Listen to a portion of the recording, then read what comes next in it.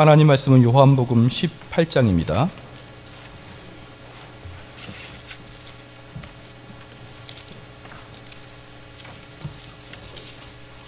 요한복음 18장 12절 말씀부터 24절 말씀까지입니다.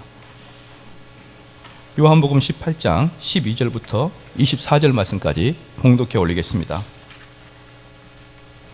이에 군대와 천부장과 유대인의 아랫사람들이 예수를 잡아 결박하여 먼저 안나스에게로 끌고 가니 안나스는 그 해의 대제사장 가야바의 장인이라. 가야바는 유대인들에게 한 사람의 백성을 위하여 죽은 것이 유익하다고 공고하던 자르라. 시몬 베드로와 또 다른 제자 한 사람이 이 예수를 따르니 이 제자는 대제사장과 아는 사람이라. 예수와 함께 대제사장 집들에 들어가고 베드로는 문 밖에서 있는지라. 대제사장을 아는 그 다른 제자가 나가서 문 지키는 여자에게 말하여 베드로를 데리고 들어오니 문 지키는 여종이 베드로에게 말하되 너도 이 사람의 제자 중 하나가 아니냐 하니 그가 말하되 나는 아니라 하고 그 때가 추운 고로 종과 아랫사람들이 불을 피우고 서서 쬐니 베드로도 함께 서서 쬐더라. 대제사장이 예수에게 그 제자들과 그의 교훈에 대하여 물으니 예수께서 대답하시되 내가 드러내놓고 세상에 말하였노라. 모든 유대인들이 이 모든 회당과 성전에서 항상 가르쳤고 은밀하게는 아무것도 말하지 아니하였거늘 어찌하여 내게 묻느냐. 내가 무슨 말을 하였는지 들은 자들에게 물어보라. 그들이 내가 하던 말을 아느니라. 이 말씀을 하심에 곁에 섰던 아랫사람 하나가 손으로 예수를 쳐 이르되 네가 대제사장에 이같이 대답하느냐 하니 예수께서 대답하시되 내가 말을 잘못하였으면 그 잘못한 것을 증언하라. 바른 말을 하였으면 내가 어찌하여 나를 치느냐 하시더라. 안나스가 예수를 결박한 그대로 대제사장 가야바에게 보내니라. 아멘. 찬양대 찬양. 안나스 앞에서 그리스도라는 제목으로 하나님 말씀 전하겠습니다. 이 세상에는 많은 죄악된 사람들을 신문 재판하는 경우가 있는데 이 1세기에 예루살렘에서 이루어진 이 신문이야말로 이 지구상에서 가장 독특한 신문이 아닐 수가 없습니다. 왜냐 그러면 하나님을 이 세상에서 신문했기 때문에 그렇습니다. 그런데 우리 하나님을 신문했던 그 장소가 그 사람들의 주체가 누구냐면 이스라엘의 산헤드린 공회와 그 다음에 로마 법정이 주체가 되어서 우리 예수님을 신문하셨습니다. 그러면 이 산헤드린은 무엇을 이야기하느냐? 당시에 하나님의 백성이었던 유대 백성들의 가장 대표자들이 모였던 곳이 산헤드린이고 로마 법정은 뭐냐면 당시 세계에서 가장 인간적인 관점에서 선진화되어 있는 나라의 대표 나라가 로마인 것입니다. 즉 하나님 예수 그리스도를 심판하는데 하나님의 백성의 대표자인 산헤드린과 인간의 대표자인 로마의 법정이 둘 다 공히 우리 주님을 심판한 놀라운 사건입니다. 이 두 번의 심판은 전부 다 불법적으로 진행되어 있는데요. 첫 번째, 지난주에 살펴봤듯이 우리 예수님이 잡히신 그 시간 자체가 불법적이었습니다. 지금 무슨 말이냐 그러면 예수님이 어떤 혐의가 분명히 인정되어서 혐의가 밝혀져서 그 경찰 당국이 군대 당국이 우리 예수님을 치밀하게 체포조를 짜서 체포한 게 아니고 아무런 혐의가 없음에도 불구하고 가룟유다라는 사람이 갑자기 다락방에서 튀어나가 유대 제사장들에게 말을 하자 급하게 서둘러서 체포했다는 것이죠. 그러니까 이 체포가 우리나라도 그렇지만 사전 영장이 발부되고 뭐 이런 게 하나도 없이 아주 즉흥적이고 아주 순간적으로 아무런 계획도 없이 잡았다 말입니다. 그것도 지난주에 봤지만 그게 최소한 밤 11시, 12시 이 정도의 야심한 밤에 아무런 이유 없이 체포하셨습니다. 두 번째, 유대인들의 신문이 잘못된 것이죠. 여기에 보면은 안나스와 가야바라는 사람이 나오는데 이 가야바는 안나스의 사위입니다. 그런데 둘 다 대제사장이에요. 어떻게 대제사장이 둘이가 있을 수 있느냐? 그렇습니다. 안나스는 나이가 많은 사람으로 유대인들에게 칭찬을 듣는 유대인들이 마음속으로 제사장으로 여기고 있는 대제사장이고 가야바는 로마 당국이 공식적으로 너가 대제사장 해라 이렇게 파견해 준 대제사장이죠. 그러니까 유대인들은 전반적으로 안나스를 더 존경하고 이 가야바는 젊고 로마가 파송한 대제사장이기 때문에 덜 존경함에도 불구하고 대제사장이 둘이가 있는 것입니다. 그런데 여기서 보면은 이제 우리가 왜 이게 불법적인지 우리가 살펴볼 때 유대는 아주 독특한 법적 체계를 갖고 있습니다. 보편적인 그 일반 세계랑 딱 다른 독특한 체계가 하나 있는데, 그게 뭐냐 그러면 유대는 나라를 대신해서 변론해 줄 변호사가 없다 이 말입니다. 즉 무슨 말입니까? 우리로 말하면 검사가 없다는 거예요. 검사가. 사건을 기소할 검사가 없고 그냥 재판장과 변호사만 있는 겁니다. 그러면 그 사람의 죄를 묻는 자가 누구냐? 유대 법정에서는 그 사람의 죄를 묻는 자가 누구냐? 바로 검사 역할을 해야 될 증인이 그 일을 하는 것이에요. 그러니까 이 당시의 유대 법정에서는요, 유대 법률에서는 이 증인의 역할이 대단히 큽니다. 이 증인은 기소와 모든 신문을 감당할 수 있는 게 이 증인이거든요. 그래서 여러분들이 쭉 보면 알겠지만, 이제 마태복음도 보고 요한복음도 왔다 갔다 하면 보면 알겠지만, 전부 다 처음부터 끝까지 불법적인데, 딱 증인을 얻은 데 있어서만큼은 합법적으로 하려고 이 가야바나가 제사장들이 이렇게 환장을 하는 것이에요. 다른 건 다 불법적이라도 이 증언들만 합법적이면 합법화가 되거든요. 그래서 이 사람들은 증언을 얻기자 그렇게 이렇게 뛰었는데, 증인이 그렇게 중요함으로 인해서 증인은 2명 이상이어야 되고, 더 나아가서 2명 이상이 아주 세밀한 부분까지 디테일하게 맞아야 그 증언이 성립되는 것입니다. 자, 이것은요, 그 법정에서 피고를 변호하는 이스라엘의 독특한 법칙이었어요. 그러니까 이스라엘 사람들은 말입니다, 저 사람이 밉습니다. 그럼 그 사람을 신고하겠죠. 그러면 많은 사람들이 그 사람을 미워할지라도 정확하게 증거가 몇 명을 통해서 증인이 합치되지 아니하면 그걸 법에서 죄로 인정하지 않습니다. 우리나라로 그렇게 말하죠. 그 사람이 신고가 됐지만 재판 나기 전까지는 그는 여전히 죄인이 아닌 것을 염두에 두는 게 우리나라 법처럼, 이스라엘도 마찬가지입니다. 그가 아무리 대중적으로 미움을 받고 많은 사람들이 그를 죽이기를 원할지라도 누가 증인 둘이서 또는 증인 셋이서 그 당시의 상황을 정밀하게 디테일하게 맞추지 않으면 그 죄는 성립되지 아니합니다. 최소한 사형에 당하는 그런 중차대한 문제는 더욱더 그 일이 심해져요.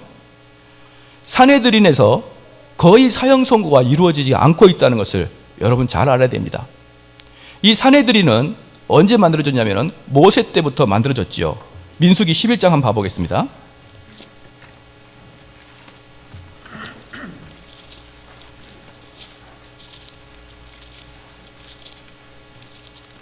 민수기 11장 16, 17절 말씀입니다. 민수기 11장 16절, 17절 말씀입니다. 같이 한번 읽어보겠습니다. 시작. 예수께서 모세에게 이르시되 이스라엘 노인 중 내가 알기로 백성의 장로와 지도자가 될 만한 자 70명을 모아 내게 데리고 와 회막에 이르러 거기서 너와 함께 서게 하라. 내가 강림하여 거기서 너와 말하고 내게 임한 영을 그들에게도 임하게 하리니 그들이 너와 함께 백성의 짐을 감당하고 너 혼자 감당하지 아니하리라. 이게 바로 산헤드린의 시작입니다. 자, 여기서 70명을 모았죠. 그렇죠? 그리고 모세까지 해서 71명이 산헤드린 공회의 숫자예요. 71명이 모세까지 해서 지금 이스라엘 여기 산헤드린도 역시 71명의 회원으로 구성되어 있습니다. 그 중에 23명은 제사장들이고 23명은 서기관으로 구성되어 있고 23명은 장로들로 구성되어 있습니다. 그리고 나머지 2명은 어떻게 되고 의장 2명이 있어요. 그래서 총 71명이 산헤드린의 공회 회원입니다. 그러면 23명이 제사장들이면 그들은 무엇을 감당하겠습니까? 그렇습니다. 유대 백성들의 종교적인 일을 관장하는 것이고, 서기관들이 23명으로 모여있는데 이 서기관들은 무엇을 하냐 그러면 그 유대인들의 법률을 감당하는 것이고, 장로 23명이 되는데 이 장로 23명은 그 유대인들의 행정 살림을 돌보는, 그리고 민주적인 역할을 하는, 그러한 역할을 하는, 즉 유대들의 총체적인 집단들이, 즉 두뇌의 집단들이 모여 있는 게 산헤드린 공회예요. 거기에서 69명이 이렇게 조정되어 있고 2명의 의장들이 있으므로 71명이 구성되어 있는데, 이 산헤드린 공회는 여기서 보듯이 제사에 관한 것, 즉 예배에 관한 것, 그 다음에 법에 관한 것, 그 다음에 민주적인 것에 관한 것을 관장하기 때문에 이 산헤드린에서는요, 가급적이면 이스라엘 백성들, 즉 그들은 누구입니까? 하나님의 백성이기 때문에 그들을 함부로 죽이고자 하는 마음이 전혀 없습니다. 그래서 말입니다, 산헤드린에서 사형 선고가 내려지려고 그러면 기준이 있는데, 모든 이 산헤드린 공회 71명이 만장일치로 통과해야만 사형이 형성되는 것이에요. 이들이 그 사형이, 그래서 산헤드린에서는 우리나라로 말하면 옛날에 연쇄살인범과 같이 아주 획기적으로 전 국민을 깜짝 놀라게 하고 분노에 차게 했던 그런 사건들을 제외하고는 거의 대부분 산헤드린에서는 사형이 이루어지지 않다고 보면 됩니다. 왜 그러냐 그러면, 사형이 들어가기 전까지는 첫 번째 누가 있어야 됩니까? 증인들의 아주 객관적이고 그 구석구석까지 합치되는 증거가 있어야 될 것이며, 그리고 이 71명이 그 증거를 기준으로 다 협력해서 만장일치가 돼야 되기 때문에 사형은 거의 이루어지지 않습니다. 그래서 그렇게 증인이 중요합니다. 고대 문서에 의하니까 수산나라는 여자를, 장로들이 수산나라는 여자를 가늠한 여인으로 몰고 가서 그를 돌로 치려고 하는 계략을 꾸밉니다. 그래서 몇 명의 장로들이 완전히 입을 맞춰서 증인으로 완전히 구성을 된 다음에 그 사람을 이제 끌고 가죠. 법정에서, 산헤드린 법정에서 그 여인이 완전히 가늠한 여자로 끝까지 몰고 가다가 마지막에 재판장이 한마디 합니다. 그런데 내가 거기 가보니까 나무가 있던데, 예를 들어서 우리로 말하면 그 가늠했던 그 장소 또는 무슨 동구밭에 있는 조그만 사랑채 같은데 그곳에 나무가 있던데 그 나무가 몇 그루고 어디 서 있더냐, 이렇게 물어봤습니다. 그랬더니 어떤 사람은 문 앞에 2그루가 서 있다 그러고, 어떤 사람은 창문 옆에도 1그루가 있어서 3그루, 4그루다, 이렇게 의견이 엇갈렸습니다. 그 결과 그 여인은 무죄를 선고받았다는 그런 고대 문헌이 있어요. 그러니까 이 재판장은 끝까지 누구를 보호하는 것입니까? 그 피고인을 보호하는 거예요. 가급적이면 그를 사형시키지 않으려 하고, 가급적이면 그에게 형량을 적게 주려고 하는 그게 산헤드린, 그게 마음입니다. 왜 그럴까요? 모든 이스라엘 백성은 하나님의 백성이기 때문에, 하나님의 백성이기 때문에 그 생명 자체가 존귀하고 귀하기 때문에 그 생명을 함부로 다루지 아니하는 그러한 게 산헤드린의 역할이었습니다. 그런데 우리 예수님이 이제 끌려왔습니다. 우리 예수님이 끌려왔는데 첫 번째 안나스에게 끌려갑니다. 안나스에 끌려갔더니 이 상태를 잘 보고 여러분이 이제 성경을 다시 한번 봐보십시다. 오늘 12장부터 18장 보니까요, 이 안나스는 19절에 대제사장이 예수에게 그의 제자들과 그의 교훈에 대하여 물으니, 대제사장이 신문하는 것입니다. 대제사장이 신문한다. 사랑하는 성도 여러분, 신문은 누가 한다 그랬습니까? 시작.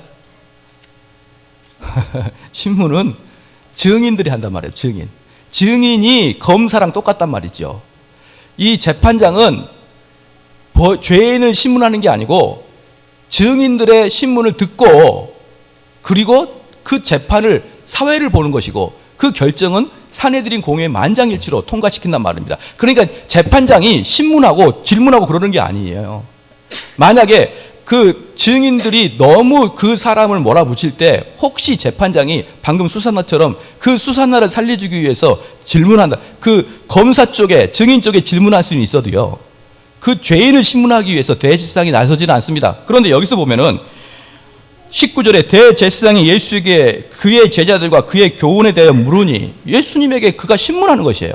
그러니까 예수께서 뭐라고 하냐면, 예수께서 대답하시되 내가 드러냈고 이 세상에서 말하여노라. 모든 유대인들이 모이는 회당과 성전에서 항상 가르쳤고 은밀하게는 아무것도 말하지 아니하였거늘 어찌하여 내게 묻느냐. 예수님 말씀합니다. 왜 나한테 묻느냐? 왜 나한테 묻느냐? 내가 무슨 말을 하였는지 들은 자들에게 물어보라. 그들에게 내가 하던 말을 아느니라. 우리 예수님께서 지금 무슨 말씀하시는 겁니까? 당신 불법이다 이 말이에요. 당신이 지금 나한테 묻는 것은 내가 대답할 의무가 없는 것입니다. 왜 그걸 나한테 묻습니까? 내 주변 사람들한테 물어보세요. 많은 사람들이 내 강의를 다 들었으니까 그 사람에게 물어보시지 왜 이 재판석에서 당신이 권리도 없이 저에게 묻습니까? 라고 우리 주님은 합법성을 들고 나옵니다. 그랬더니 약간 멍청한 사람들이 항상 있어요. 22절에 이 말씀을 하심에 곁에 섰던 아랫사람 하속 하나가 손으로 예수를 쳐 이르되 네가 대제사장에게 이같이 대답하느냐 하니, 얘 약간 뭔 모르는 애가 그냥 열불나서 예수님한테 치면서 너가 지금 예수님 너가 지금 우리 대제사장을 가르치려 들려드냐 이거죠. 그러니까 우리 예수님께서 지금 당신은 불법입니다. 당신은 법적으로 하십시오 라고 우리 예수님께서 말씀하시자 그 밑에 있는 쫄자 한 명이 딱 때리면서 너가 지금 대제사장을 가르치려 그래 이렇게 말합니다.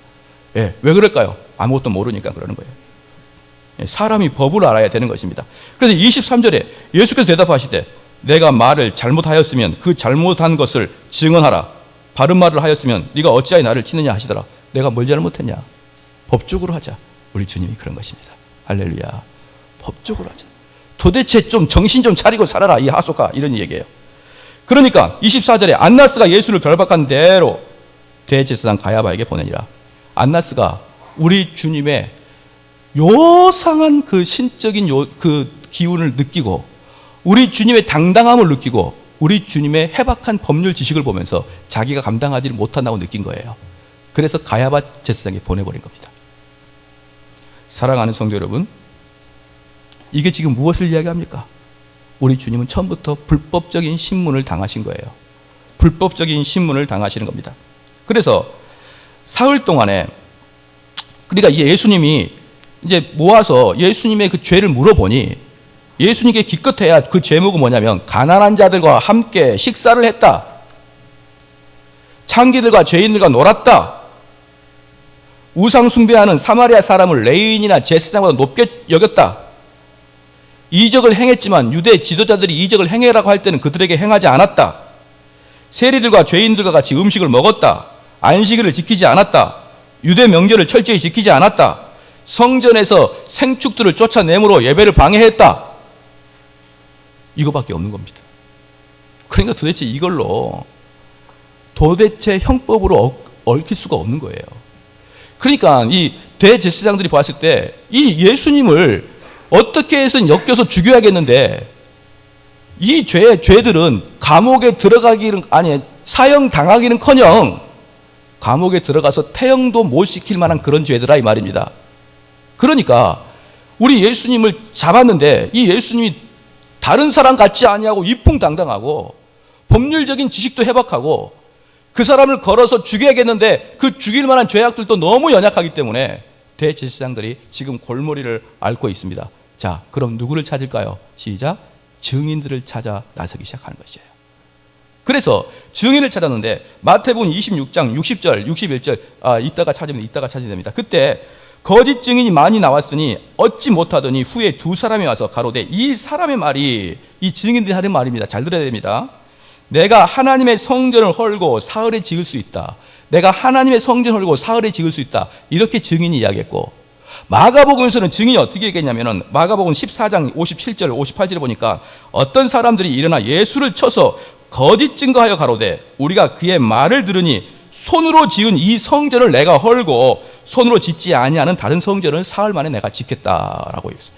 마태복음과 마가복음은 둘이 공통으로 나온 게 있습니다. 사흘 만입니다. 사흘 만에. 사흘 만이고, 근데 차이가 있습니다. 무엇입니까? 마태복음은 이 성전을 헐라 내가 사흘 만에 짓겠다. 그리고 마가복음에는 손으로 짓지 아니하는 성전을 내가 다시 짓겠다. 이 차이가 있는 거예요. 그래서 사랑하는 성도 여러분, 이게 증거로 채택이 못된 겁니다. 이 말씀이 증거로 채택, 이렇게까지 이 증거가 세밀하게 맞아야 돼요. 너는 그냥 성전을 짓는다 그러는데 너는 손으로 짓지 않은 성전을 짓는다고 했다는 게 무엇이냐? 마태복음 우리가 26장 한번 봐보겠습니다. 마태복음 26장 보겠습니다.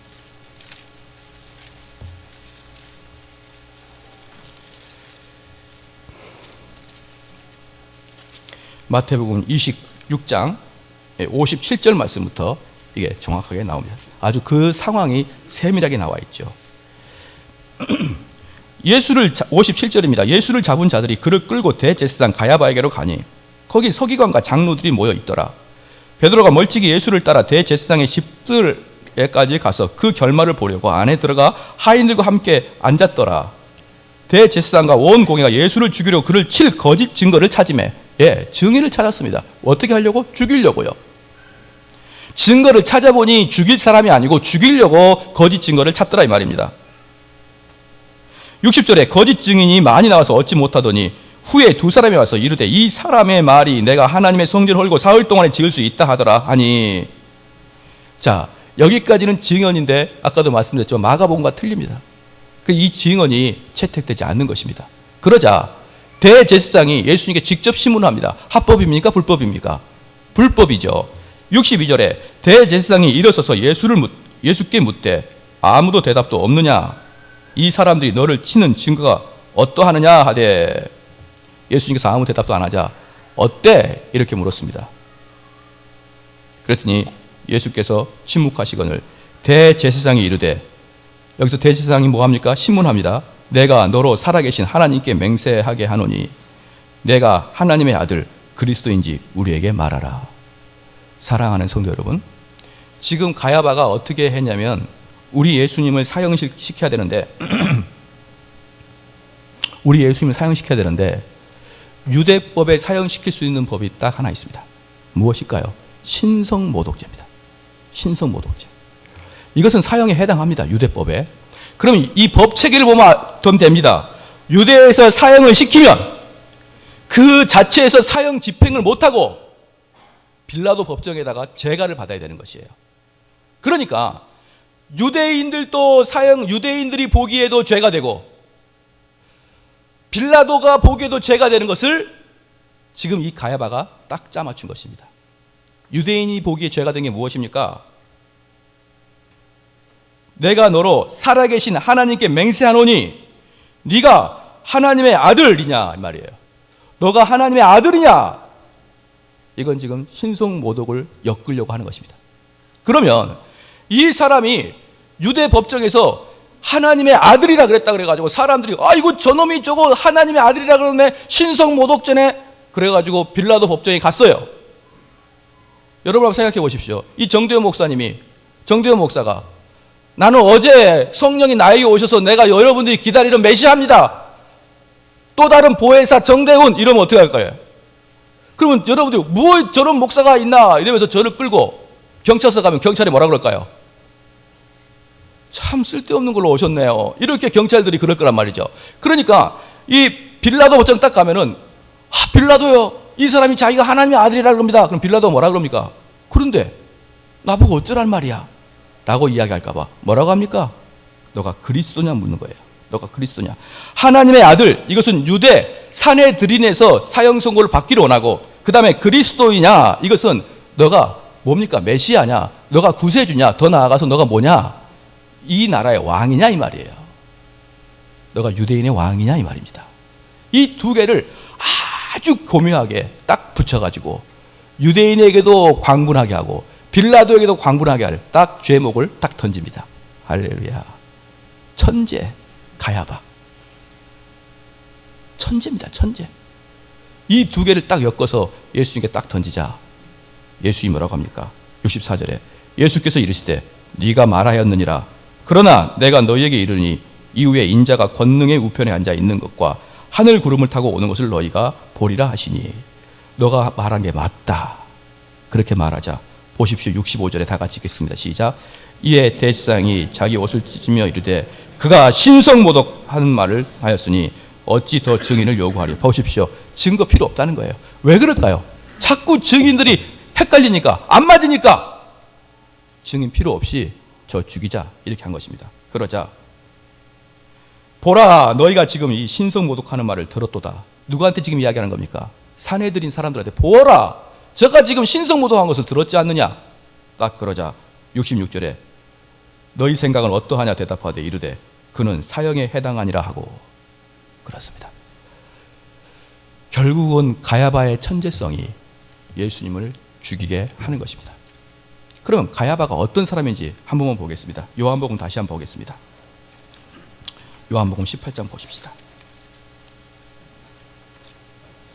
요한복음 18장 14절 말씀에, 요한복음 18장 14절 말씀에 가야바는 유대인들에게 한 사람의 백성을 위하여 죽은 것이 유익하다고 공고하던 자러라.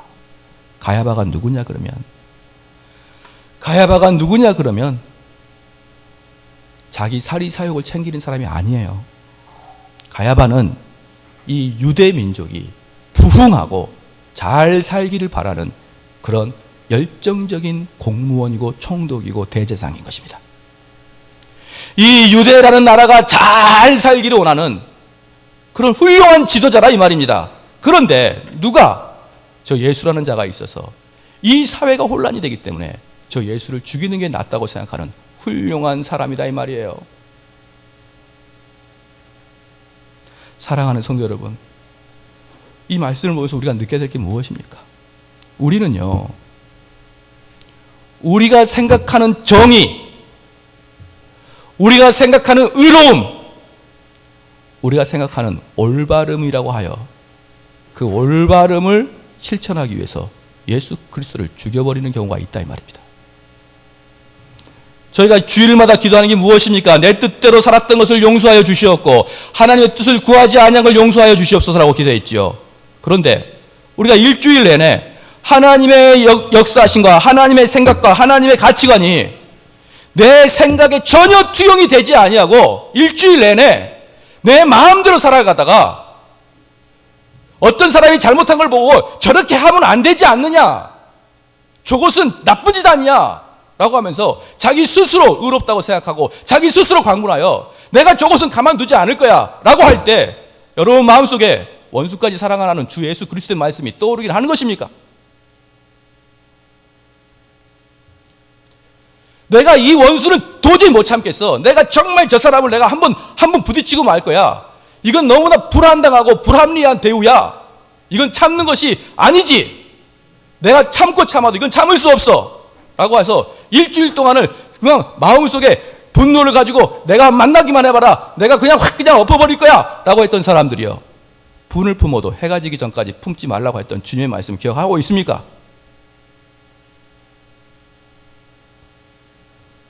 도대체 무엇이 예수 그리스도의 말씀이 우리를 인도하고 있는 것입니까? 우리가 다른 사람들과 다른 게 무엇이 있고 믿지 않은 사람과 다른 게 무엇이 있습니까? 가야바를 보십시오. 예수님을 합법적으로 내 마음속에 몰아내기 위해서 그의 천재성을 발휘하는 것입니다. 우리 마음속에 예수님을 보내기 위해서 합당한 증거, 합당한 근거를 대라 그러면 다 천재처럼 내가 왜 예수님 열심히 못 믿는지 다 이야기할 수 있을 것이에요. 그렇죠? 바로 그게 가야바가 한 일입니다.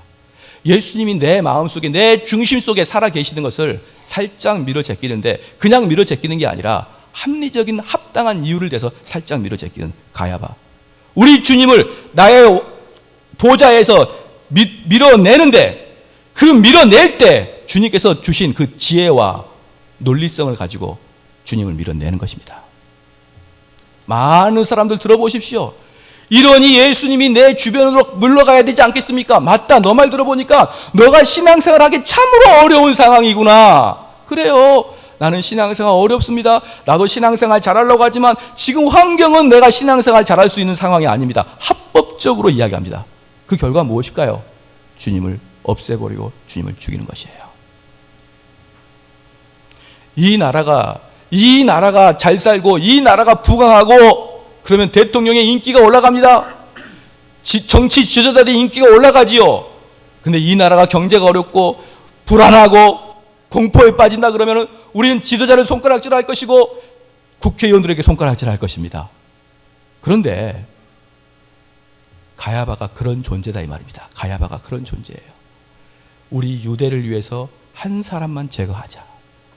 그럼 유대가 평화롭게 될 것이다. 그러자 많은 사람들이 맞습니다. 당신의 말이 맞습니다. 우리의 평화와 우리의 안정을 위해서 예수를 제거합시다. 그렇게 된 거예요. 하나님께서 우리에게 은혜를 주셔서 우리를 사랑하셔서 지금 우리 한국 땅에 21세기에 살아가게 하여 주신 것이 얼마나 감사한 일인지 모릅니다. 왠지 아십니까? 만약에 우리가 1세기에 이 유대 법정에 있었다 그러면 아마 우리도 손을 들고 주를 죽여라 그렇게 했을 확률이 많아요. 그 자 때문에, 그 예수란 자 때문에 이 사회가 혼동이 생기고, 우리 가정에 혼동이 생기고, 불행이 생기고, 이 세상의 가치가 틀어지고, 그래서 안정되게 있었던 이 삶이 흔들리니 저 예수를 없애버리자. 사랑하는 성도 여러분, 유대 백성들이 다 하나같이 왜 예수를 죽이자 그랬을까요? 말씀의 결론을 맺겠습니다. 사내들이 뭡니까? 유대 백성들의 대표자입니다. 유대 백성이 뭡니까? 하나님의 백성이에요. 그럼 사내들이는 무엇이죠? 하나님의 백성들의 대표자의 모임입니다. 그들이 이 가야바가 얼마나 지혜롭고 지식적으로 예수님을 엮었던지 그날 저녁에 모여서 어떻게 했을까요? 다 예배를 드리면서 하나님께 이 영광을 드립니다. 저 불안당 같은 예수를 죽일 수가 없었는데 우리 대제사장 가야바의 지혜로운 그 언변을 통해서 저 예수를 완전히 유대와 로마의 법으로 묶어버렸으니 하나님께 영광을 돌립니다 라고 했을까요? 안 했을까요? 저는 했다고 봅니다. 그들은요, 하나님께 영광을 돌리면서 하나님의 적대적인 일을 하기 시작한 겁니다. 이게 말입니다. 우리는 정신을 못 차리면 안 되는 거예요. 바울도 보십시오. 하나님의 일을 한다고 쫓아가서 무슨 일을 합니까? 교인들을 잡아 죽이는 일을 했습니다.